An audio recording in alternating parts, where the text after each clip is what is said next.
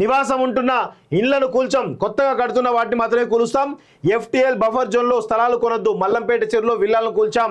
Hydraa commissioner Ranganath clarity. HYDRAA భయంతో farm house కూల్చివేత, అధికారుల చర్యలతో అలర్ట్ అయిన మాజీ మంత్రి, సొంతంగా షెడ్డును నేలమట్టం చేయించిన లీడర్. హాట్ టాపిక్గా బీఆర్ఎస్ సీనియర్ నేత తీరు అంటూ ఒకరు చూస్తాం. ఒకసారి దాని గురించి క్లియర్గా చదువుదాం. బీఆర్ఎస్ సీనియర్ నేత అంటే ఎవరు? ఆయనే. హైడ్రా భయంతో ఆ ఫామ్ హౌస్ కూల్చివేత, అధికారుల చర్యలతో అలర్ట్ అయిన మాజీ మంత్రి. హాట్ టాపిక్గా బీఆర్ఎస్ సీనియర్ నేత వ్యవహారం. హైడ్రాకు భయపడి బీఆర్ఎస్ పార్టీ సీనియర్ నేత మాజీ మంత్రి తనంతట తానే ఓ ఫామ్ హౌస్ షెడ్ కూల్చివేయించారు. ఈ సంఘటన రంగారెడ్డి జిల్లా మొయినాబాద్ మండలం అజీజ్ నగర్ గ్రామ రెవెన్యూ పరిధిలో జరిగింది.